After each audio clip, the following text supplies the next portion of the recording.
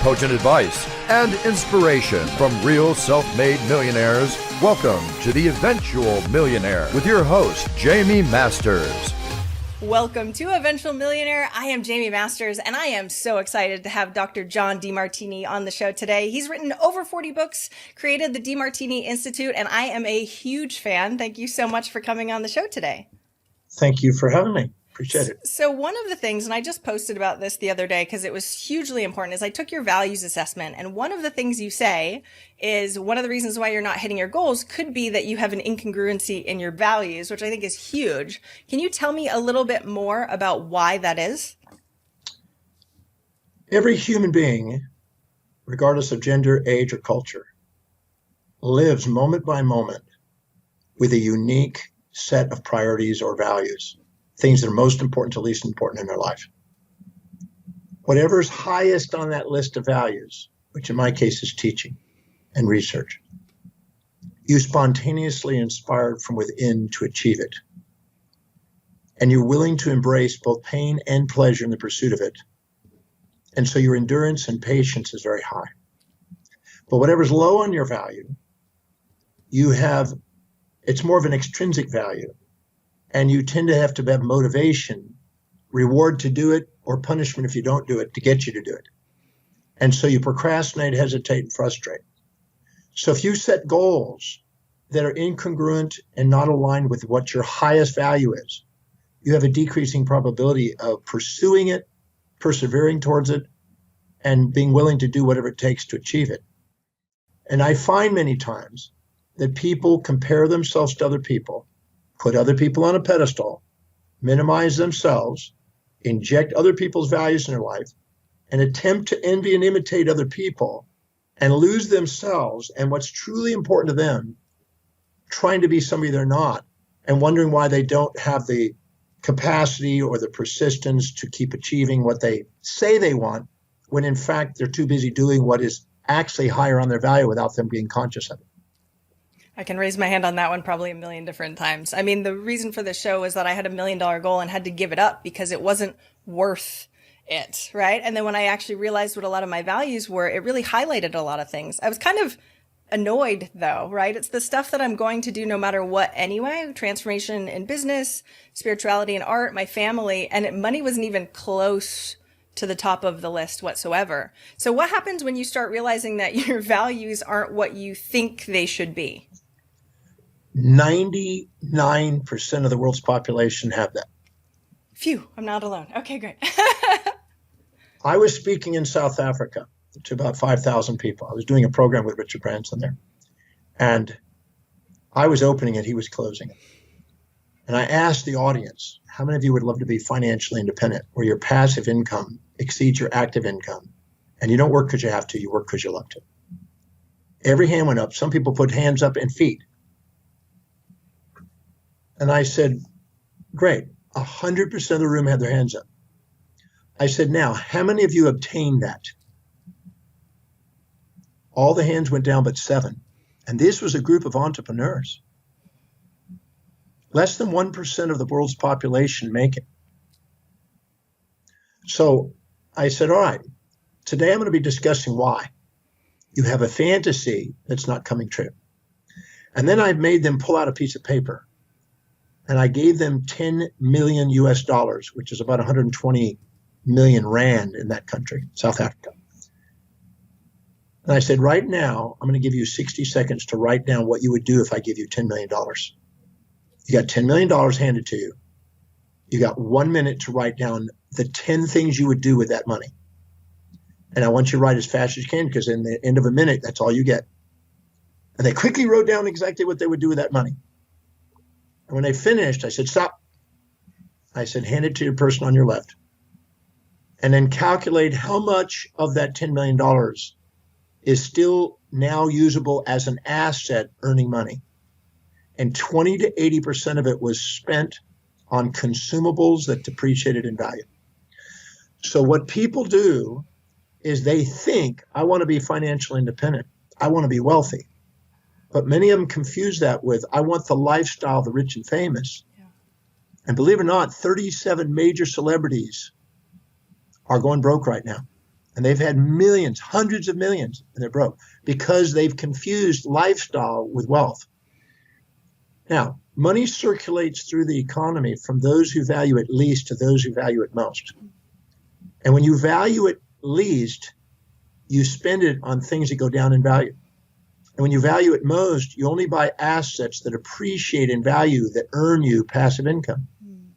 So when you truly value wealth building, the second you get money, you put it into asset building that pays you passive income. If you don't, you're not really serious about wealth building. I learned it at age 27. I'm very financially independent today compared to what I started with. And I don't have to work. But it's primarily because I started buying assets that started put money in my pocket instead of taking it out. And many people confuse the fantasy of the lifestyle. In fact, advertisers who are selling programs on Get Rich put fancy cars, gold, and put all these things in front of people. They go, oh my God, I want that. And they don't realize that they're being sold their lifestyle as an incentive to learn about finances. And the guys that are doing it or the girls that are doing it are the ones making the money, not them. Thank you for saying this out loud. I mean, I think that's the hard thing with the $1 million goal, which nowadays we all need more than $1 million just to retire okay and be middle class, not be crazy nutso Lamborghini kind of wealth. But because we've been sold this dream forever, it feels hard to deprogram that out of ourselves, even when we know what our values is. What do you suggest for people that are like, I know I shouldn't do this or want this, but I'm not used to putting money into assets instead of, my fancy car or whatever it is? You just said a very important word, shouldn't. Anytime you hear yourself saying, I should, I ought to, I supposed to, I got to, I have to, I must, I need to, that's an injected value of an outside authority. It's not yours. You never should yourself with your own values. It's a very important thing. So most people don't know what their values are. So I would encourage them. There's a complimentary value determination process on my website. Go to drdemartini.com.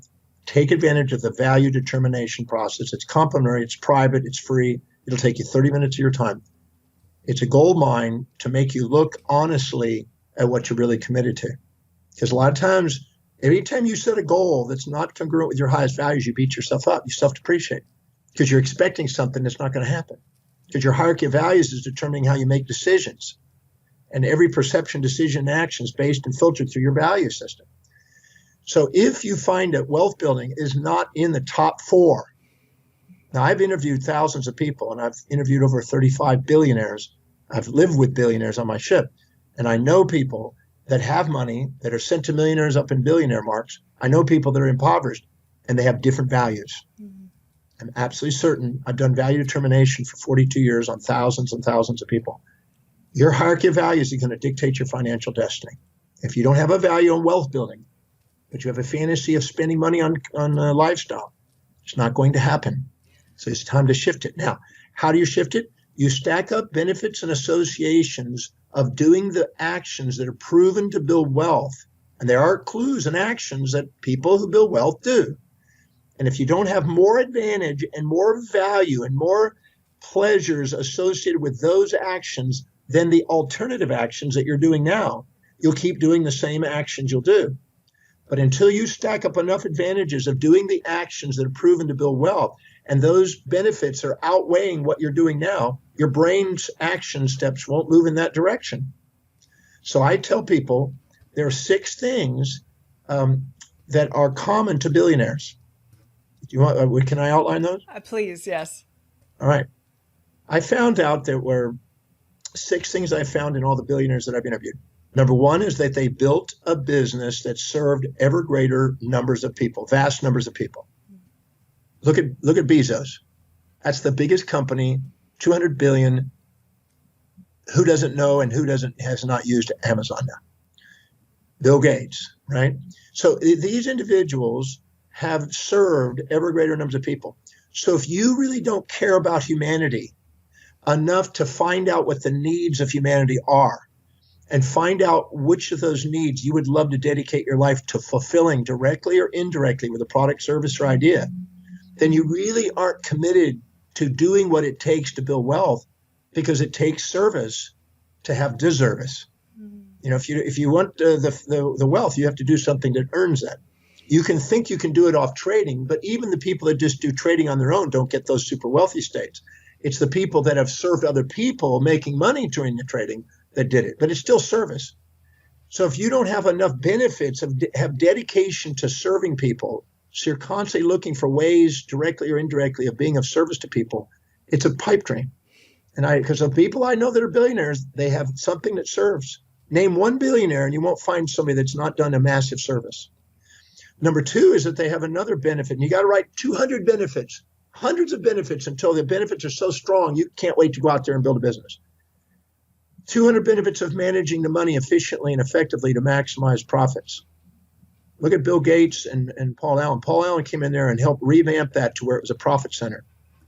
And then once they maximize profits, the third one is 200 benefits of saving an ever progressive portion of the profits. And people say, oh, I don't want to save. I want to gamble my money and get rich quick. Yeah, but the people who are the wealthiest have cash reserves and they have savings. $130 billion in cash in Buffett's hands. Apple's got $240 billion in cash reserves. So because money goes where money flows.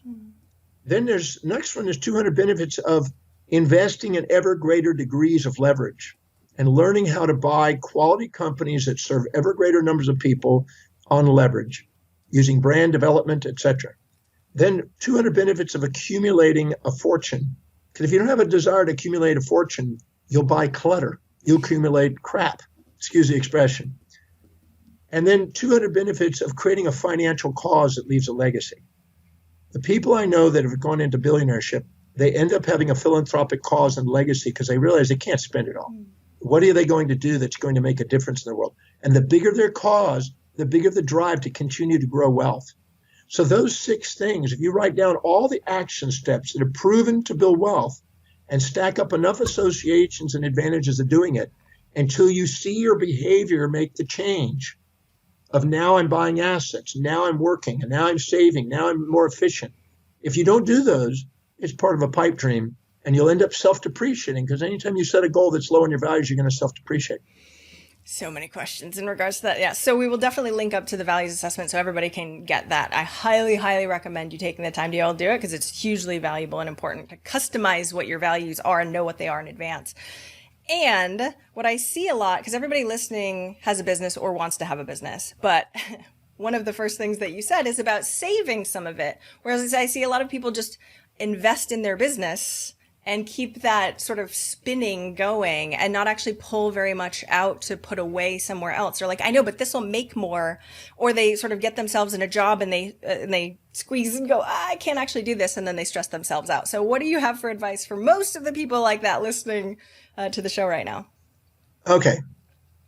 Can I give 2 things? Please. There are 10 questions that if you don't know the answers to, you have no intention of being financially independent. Can I ask those 10? Make people ask? Please. A guy asked me this when I was 27 years old and changed my financial direction. If you don't have your financial house in order, money circulates through the economy from those who have the least order to those that have the most order in their finances. So if you don't have your financial house in order, you have no intention of building wealth. So number 1 is, what are your assets? So everybody write this down. Take advantage of what I'm giving you. This is a gold mine if you get it. What are your assets? And I mean down to the penny, what are you sitting on that's true, full assets? Not fantasies, but real, tangible assets that's conservative, cash, liquid, available. 2, what are your liabilities? 3, what is the total net worth, your assets minus your liabilities? Could be positive or negative. 4, what is the amount of money you would love to get passively through investments to live on that you're going to define as financial independence? Is it $100,000? Is it $250,000? Is it $500,000? Is it $1 million a year? $10 million a year? How much do you intend to actually have passively coming in that you're going to now label passive income and financial independence? You need to know that number, because otherwise, if you don't know where you're starting and you have no clear direction of where you're going, how are you going to come up with a strategy? That's number 4. Number 5, what is the average interest rate with your knowledge of investing do you believe you can earn off your assets passively? Not actively in your business, passively. Because that's where it does. People think, well, I can make money in trading and I can make, yeah, but it's not passive. Still depends on your actions. Yeah, or they'll be like, I want to exit later. So I'm working really hard right now, and then later I'll reap the reward and something happens to the economy or whatever, and their business goes down and they spent time. Okay, back to that. Okay. All right, now, once we identify what the average interest rate they believe they can earn conservatively, factually, this is after, this is the real mean average that they can get. The next question, number 6, is what is the inflation rate you're facing? And don't base inflation. There's consumer price index and there's productivity price index, producer price index. And those are different. And sometimes they need to be combined to get a real idea, because sometimes the consumer price index, politicians skew that to misread that for voting purposes. Yep. It's really cost more than people realize. It could be 3 to 5% when it says 1 to 2%. Finding out what that really is, because that's eroding the interest rate you're getting. And you need to know realistically what to expect as a passive income, or otherwise you're setting a goal that's based on a skewed subjective bias anyway. So you need to know what the inflation rate is, the average over the last X number of years, minimum a 25-year average. The next one is, what is the total net worth required at that interest rate minus that inflation rate to give you that amount, number 4, that you're wanting passively? This is exactly what I have in my book. So I love that you're saying all of the things that I preach. Okay, keep going. Okay. So you need to know exactly what that number is. Yep. So you have some targeted goal. If you get in an Uber and you say, I don't know where I am and I don't know where I'm going, can you get me there? That's about how crazy it is when you think about it. When people just say, I just want prosperity. I just want to have abundance. No, fantasy. Wake up. It's a numbers game. It's a math game. Once you have that number, now you look at what's the shortfall between your current net worth and that. Now you know what you have work to do. And the next one is, what is your strategy? And this is where most people go, I have no idea. I don't have no idea what I could do. And this is where I had a headache, a stomach knot, because there was a part of me that felt I was destined to be financially independent, but I couldn't see how I was going to do it when I was 27. Because what I had selected was we're going to acquire millions of dollars, and I was saving $200 a month at the time. And I had debts of about $6,000. And so I was just feeling overwhelmed. So I created an insight in my mind called Force Accelerated Savings Technique and Force Accelerated Investment Technique. Those two saved the day for me. What I did is I started at $200 a month, and I developed a habit, because reiterating something and habitually doing something makes a habit out of it and becomes comfortable doing it. And I started saving that every month for 3 months. Then I raised it to 300. Then I raised it to 500. Then I raised it to 750. Then I made it 1,000. And then I made a commitment to increasing it 10% every quarter from there on out. And then when my debts were paid, I would take that amount, put that automatically into saving and investments. And I built up a cushion of at least 3 to 6 months worth of cash. And then I started buying assets.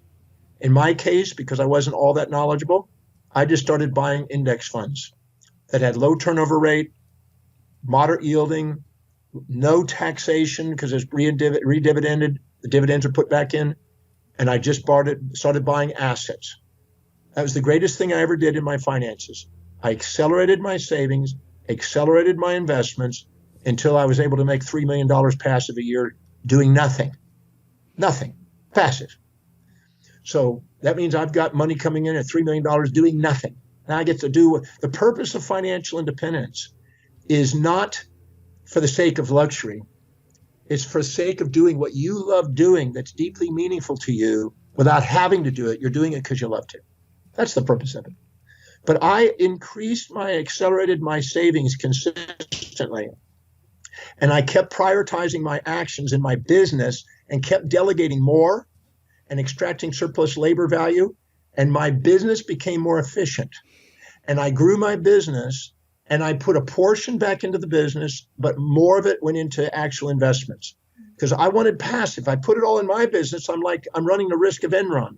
If something happens to my business, everything I got is in one bag.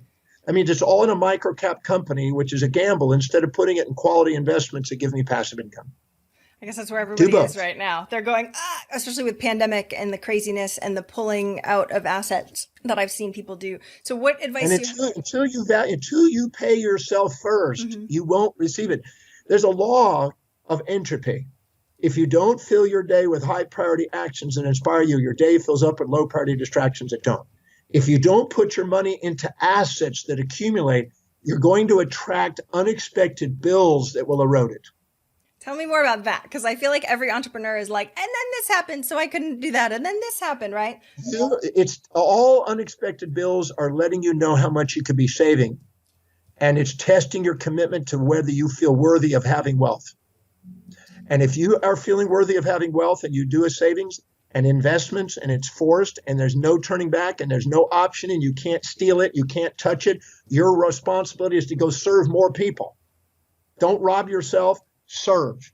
Go focus on becoming more effective and efficient at really meeting people's needs until there's a demand on your supply where you're appreciated by people because you're making a difference in their lives. Don't rob yourself ever of your investments. Go out and serve more efficiently. It sounds like you've had a very steady upward climb, but I know business is sort of like these ups and downs and craziness. So tell me. What happens is you stabilize your growth. You stabilize your growth by having liquidity. Totally. Yes. If you have no money in your account, you're volatile. If you have a high day or low day, you're elated or depressed. If you have money in your account, you stabilize the growth. I have over a year's worth of liquid capital, cash. That means if I didn't work a year, my business can run completely on cash. When you do that, your business is stable. I learned that from Southwest Airlines and many companies. It's stable. But if you're constantly putting money in there and you have no liquidity, it's volatile. And volatile pushes money away and stable attracts money. I love it. Foundation matters so much. It's the unsexy part of business that a lot of people don't realize at first and then come into the pandemic are like, oh, shoot, if I would have had 6 months of expenses, I would have been able to even out and not have to make crazy nutso changes because of what we're dealing with right now. It makes the stability a million times better. And especially for people right now, what do they do if they're already in it, where they feel like I don't have liquidity anymore and now I don't really have, so I'm just doing whatever I can do right now during the pandemic? Stop running their friggin' story of being a victim of the pandemic. You're never a victim of the outside world. It's your perception, decisions, and actions of the outside world. So stop the story. Quit being a victim of your history and be a master of your destiny. You are in a business of serving people. You need to be clear about what that service is. You need to be clear in the way it's articulated and where it meets an individual's needs. And you make sure it meets somebody's needs and you care enough about them to find out what it is and get clear and serving them. When you do, the demand and them appreciating you and them telling people about it starts building it. When you do, you can articulate that in marketing and advertising and selling where it's now being desired.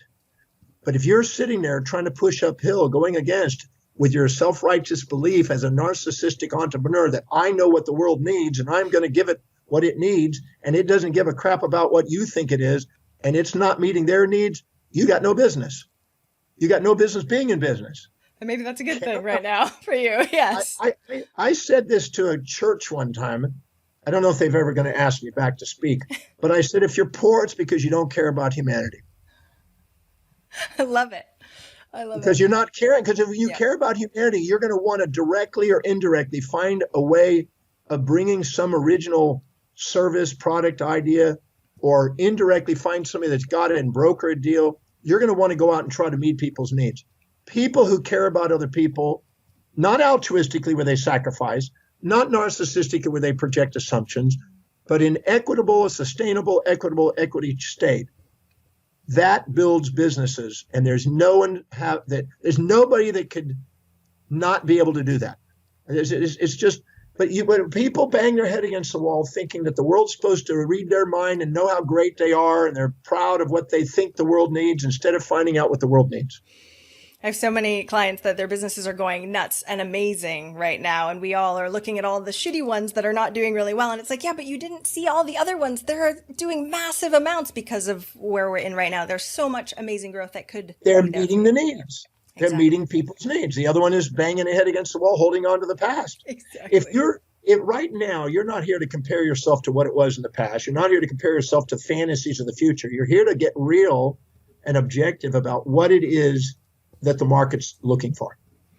And then you want to find out your niche, the one that you can't wait to get up in the morning and do. There's always a niche that can inspire you. Finding that is the crucial part. That's a starting point on the business. All right. I want to shift gears just a little bit to dyslexia, ADHD. I've interviewed almost 500 millionaires in business, and so many of them. Normally it's like 15% of the population, I think, has dyslexia. My daughter has dyslexia. But it seems way more for millionaires that I've interviewed, which is awesome. And how do you sort of wrestle and use it as an asset? Because I definitely think ADHD is an asset. I think dyslexia is an asset in different ways in creativity. But what have you really done? What advice would you have for my 11-year-old daughter, especially because she feels dumb right now? Well, I had the same exact problems. I had both of those things. I was a high school dropout. I left school when I was 13. So I had the same thing. But you got to realize when the Rockefellers put the educational funding together, they did not want to create entrepreneurs, leaders. They wanted to create drones. They wanted to get work for people that had worked for other people. Well, and what's So interesting the is education, I was going to say, my daughter's in an entrepreneur kids school. So they're trying to make it better. And yet, because it's so highly competitive, I know the normal school systems suck for this stuff. Believe me, I took her out. But even the highly competitive speed that we're looking for in entrepreneurship, she has to be more creative in other ways, but it's really hurting her self-esteem. well, that's because they're probably, anytime a school system doesn't identify the individual highest values of the child and projects assumptions that the child's supposed to excel in something outside their highest value, they haven't understood what education is about. Every child loves learning and excels in what's important to the child. Yeah. Finding out what that is and then linking all the classes to that and showing how the study of those topics can help them fulfill what is deeply meaningful to them, where they can see it, will engage them. Otherwise, they're not going to excel. It's Einstein said, if you're a cat expecting to swim like a fish and trying to learn how to swim, you're going to beat yourself up because God bless it, you just can't do it. Because it doesn't inspire you. You want to climb a tree. Yeah. So you want to find out what there's a natural love of what they do, their natural gifts for the world, and find out what that is and link to that. I've trained people on that by the thousands, and it is amazing. The labels that we put on kids, defiant disorder, ADHD, all these labels, once they find their niche, they excel. It's Your insane. daughter's a genius. Your daughter's a genius in her niche. Yes. Well, and that's the thing that there is definitely pieces of that. My son, filmmaker, my daughter, graphic designer, TikTok crazy person. But when they're in it, ADHD, they can really go all in for hours and hours. I do art. I can do hours and hours and hours, even though I have ADHD. When it comes to that and linking it to money, right now they're kids, so they don't have to make any money, which is great. But when they become adults, or when there are people listening right now that have dyslexia or have ADHD and aren't making the cash that they want, we have to link up their values. But right? why wait until they're that age? My dad. Oh, no, I don't want to. Yeah. At age 9, I went to my dad and I said, Dad, I want to buy a baseball, a glove, and a bat. He said, great. I said, so is there anything I can do around the house that I can earn some money? He said, have you mowed the yard? Yes, sir. Have you edged the sidewalk? Yes, sir. Have you swept the sidewalk? Yes. Have you cleaned the garage? Yes. Have you done the flower beds? Yes. Have you trimmed the hedges? Yes. Have you shined my shoes? Yes. He said, son, I don't have anything else needs to be done. If you want to make money, you're going to have to go to the neighbors. So I was 9 years old. I went to the neighbors and I started to do the neighbors' yards. And then my dad found out that I had a baseball glove and bat. I earned it. He said, what did you do and how did you do it? I told him, and he said, well, did you use the equipment in the garage? I said, yeah. He says, I got to charge you for that, son. There's a cost on that.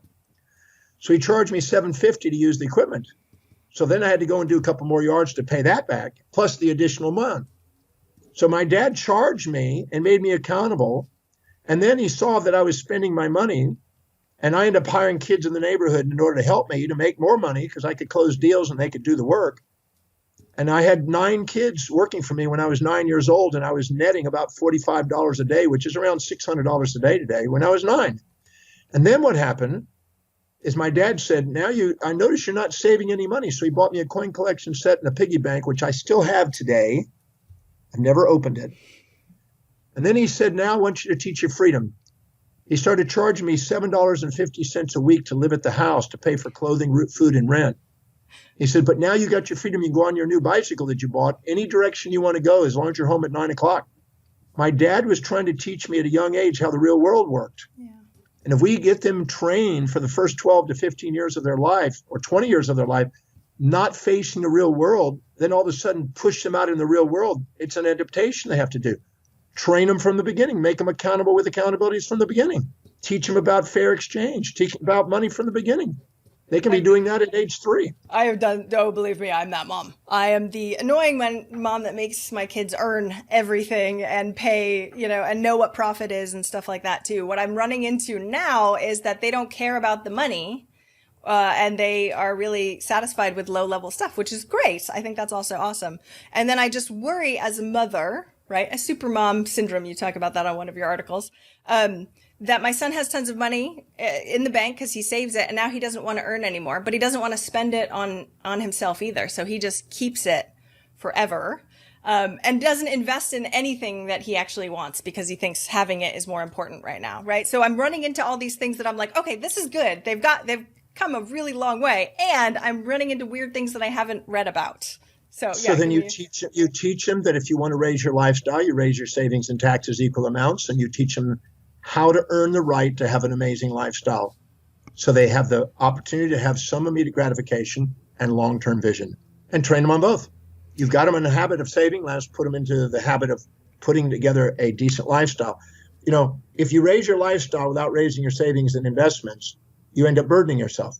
But if you raise them with the right proportions, you can continue for the rest of your life of having an ever greater lifestyle. Yeah, I'm not worried about my son in regards to that because he'll be fine. He wants to live in a van. He's gonna be fine. His level of what he actually wants is not really that high. It's just really interesting to sort of bump up against different personality subsets, right? Especially in kids, because they're completely different, and the way that their values. Exactly. Yes, my daughter is very materialistic, but does not want to earn it. So I'm running into this whole like, oh, well, go do that. We create lists of things that she can make money, and she's like, I don't want to do that one. I kind of want to do that one, and I'm like, ooh. She'll probably be a beautiful, attractive girl or something like yourself, and then go out there and marry a billionaire, and then she'll say, Mom, it's much more efficient to just marry the billionaire.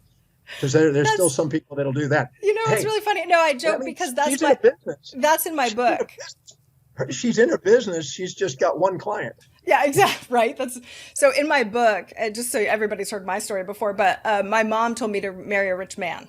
And I was like, no, Mom, I'm not going to marry a rich man. I'm going to do it myself. That was when I was 8. It was very important to me. But then when I got into it, I realized that being autonomous was important to me, but having specific amounts of money and a bunch of stuff. I don't care about cars. I don't care about that stuff. I sort of ran into the values issues that you're sort of talking about right now, which I wish I knew when I was 20. It would have been a lot easier. I wouldn't have had to go through as much hell. But what I'm running into now is that I love what I do, and I don't need excess either. So do you know what I mean? There's life things that pop up that make my values shift. And so what we're dealing with now is their dad is dying of cancer, stage 4. And so the whole values of what were important have shifted because of external circumstances. And so I think I'm wrestling with what that is looking like right now too. Well, your values can change, but if you don't have a cause that continues to grow, to accumulate money, you'll plateau.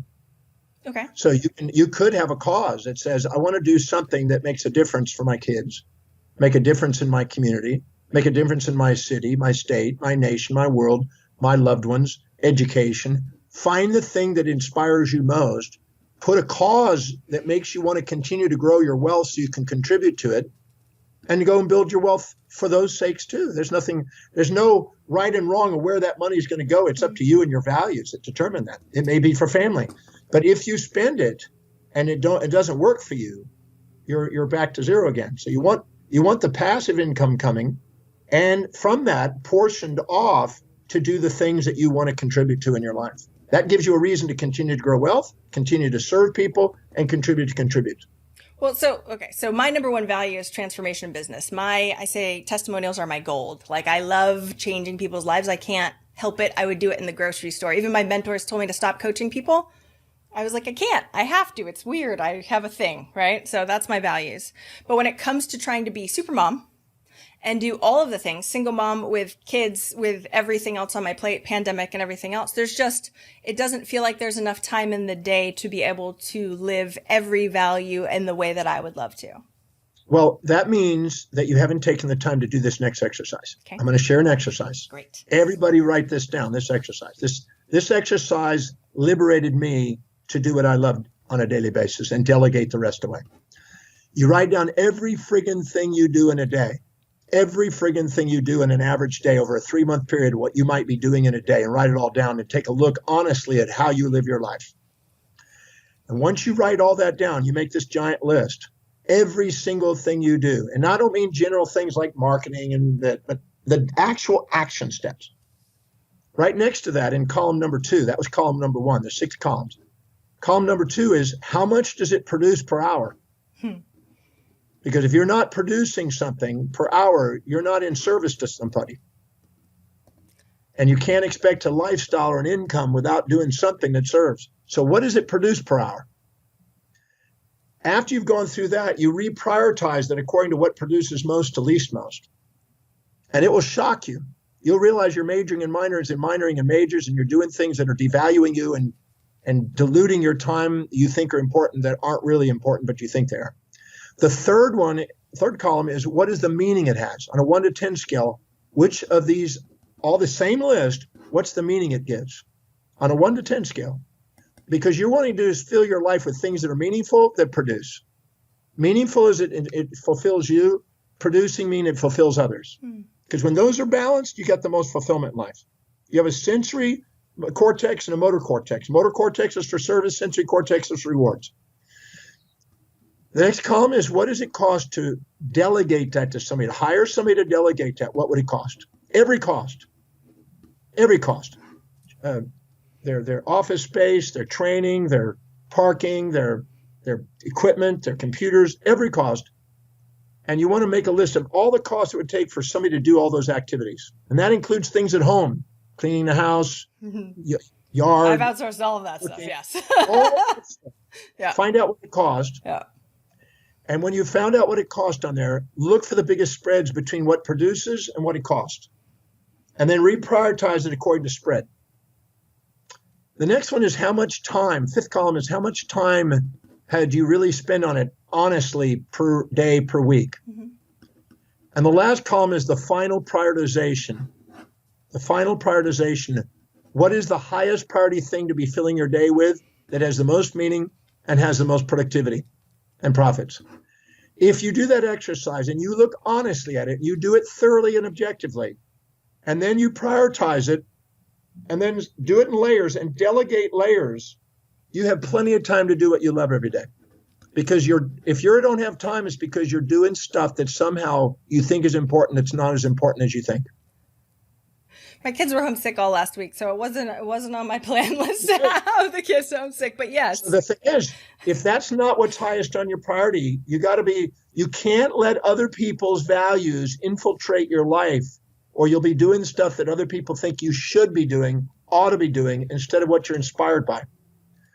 My mom, when she was having Lou Gehrig's condition, she wanted me to be around her all day long, and she lived in the middle of a friggin' country, and I was traveling around speaking and reaching millions of people. And she wanted me to do that. And I said, Mom, that's not practical for me. That's not going to happen. What I'm going to do is I'm going to get a specialist in here. We'll put the electronics together. We're going to have a Skype put in here. We're going to have a communication system in here. I'm going to hire you, the absolute person who loves taking care of the elderly and knows your specialty and has more knowledge than I could and can give you way more service than I can. And we're going to put the quality people here so you have somebody that loves being with you every day. Because if I would be there, I'd probably be sitting there going, this is crazy. I couldn't help you. I wouldn't be able to do it. I'm not the person for it. but I love you, and I'm going to communicate now with you on a daily basis instead of trying to stay there and then resent you and wish you were passing. Mm-hmm. I just told her the truth. We got it clear. We got off the thing, and I didn't have to do the shoulds and the got tos and have tos that everybody else is trying to impose on you. Yeah. Everybody wants to impose their values onto you because that's what they think is what you need to do to fulfill their lives. You have to be able to say thank you, but no thank you to people that are trying to take advantage as opportunists. You have to be clear about what it is you do and maximize your service to the greatest number of people and put people in place to take care of those things that need to be delegated.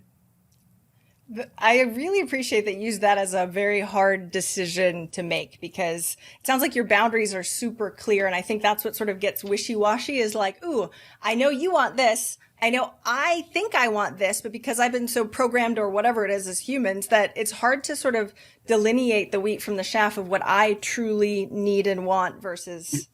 Well, what you're going to do is you're going to conform to mediocrity by diluting anytime you do things lower on your values, you devalue yourself. How do you figure that out, though? Like, how did you, because I mean. The value determination process, that determines, if you're honest about it is, you'll know what's high and what's low.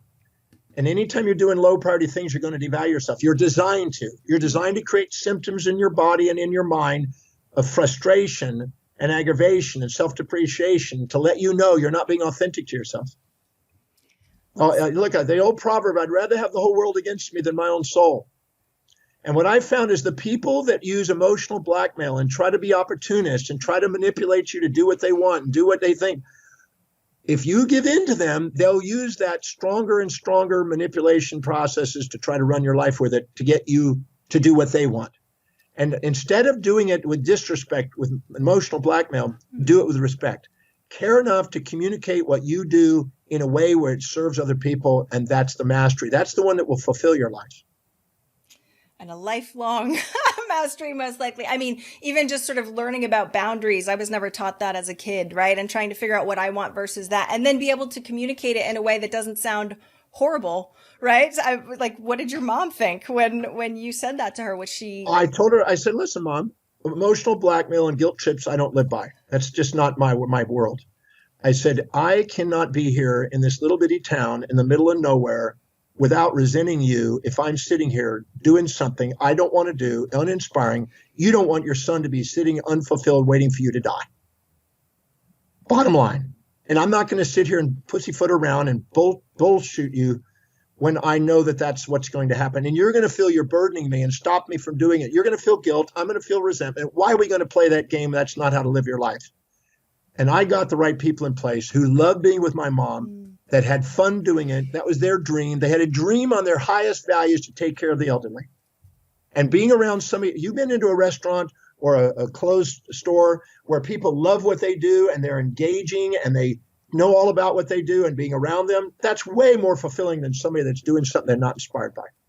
So when I got the communication, she was not tech savvy.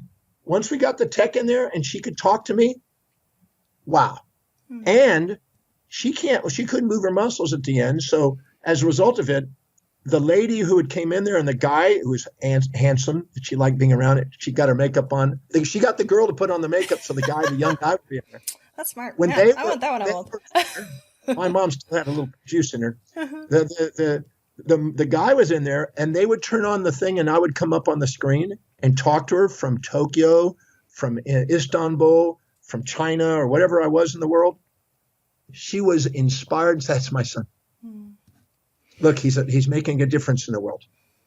So once she saw wisdom applied, she was grateful. And the day she died, she had my letter in her hands when she died, thanking.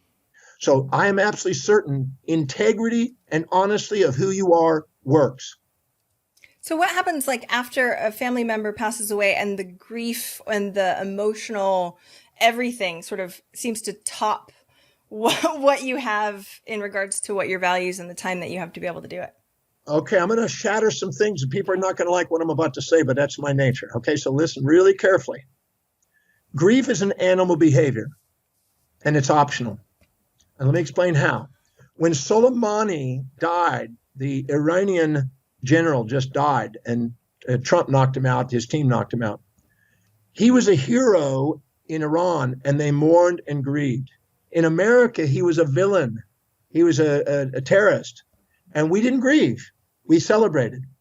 So when you perceive something in an individual that you admire, infatuate with, and find pleasure in, you're going to grieve the loss of that which you're infatuated with. But the parts that you resented in them, you're going to feel relief that it's over. You're going to have relief and grief, but society expects you to grieve, not relieve. So you hide one and the other you display. Just like a mother when the baby's born. When the baby's born with a mother, guess what? They got two sides. Oh, my baby, so happy. Oh. Mine were colicky, crazy. Totally. And on the other side, you're going, shit, what did I get myself into? I'm trapped for 30 years. So you have two sides, but the public wants you one side, and you subordinate to the public expectation, and you get trapped. But wait, the truth is, if you love somebody, they become present. Now, think about this. When you die, I've asked thousands of people, tens of thousands of people, if you were to die, do you want people mourning and grieving your death? Not one person could look me straight in the eye and say yes. And I said, you know what they want? They want people to live their life to the fullest and be grateful and go on and do something extraordinary with their life. So the most respectful thing you can do is honor their time together, feel their presence, see their transformation. Don't put a false expectation about when they were supposed to die or how they're supposed to die. Nobody knows that. The reality is that they passed, face the truth that life has those two sides, and honor them by doing something extraordinary with their life and thank them for their contributions. You make it sound very easy. So let me ask you, because I feel like it's our like if my parents are not dead, but if my mom died, I would feel like, yes, there's the things that I could look at, which are the negatives, which can make me feel better about the passing. And then the notification of now I want to be present and life happens for a reason. It is what it is. But then my brain would go beep, beep, beep, right? And that. No. Okay. It's not your brain. It's you and your perceptions and choices of perception. But that's what I mean. You're long-term over how I'm 38. Your choices of perception. Totally. You have to face you're not a victim of your perceptions. You're the one choosing them. Well, I know, but in order to change them. I have taken 3,580 people through a grief process and proven in front of Yale University professors on television, newspapers, in Christchurch at the earthquake, Ishinomaki in Japan, and another prefecture earthquake in Japan, and proven beyond a shadow of a doubt that that's an option. I've got a new book on long-term. Okay, I'm going to have to read that one. Long-term. Okay. Yes. Okay. I love Don't it. believe If you ever want to see it live, come to the Breakthrough Experience. I now have to. Because I'm absolutely certain it's doable. And I've trained people in the brokerage business that have gains and losses of money and use the same tool for perceptions of loss of money, gains of money. Because anything you infatuate, you fear the loss of. Anything you resent, you fear the gain of. When you are neutral and you're objective and you're not attached, as the Buddha says, you transcend that and you are grateful for the passing and the honoring of the timing, and you don't judge it. You get on with your life. Well, I guess that's enlightenment though, right? Like we're all trying to get to that point at which that everything can be neutral and unattached. It's trainable and it's doable, and there's a science on how to do it. It's just that majority of people, 99% of the population, have never been trained. And it's totally doable and totally trainable. And I put money back guarantees on it, and I've not lost any money doing it. So I just need to make my kids do it, right? I can do that too. So that way they don't have to go Believe through it or not, that's totally doable. And it's just so, it's foreign to people because you've been hoodwinkled and programmed in society that you're supposed to be going, oh, life good, death bad.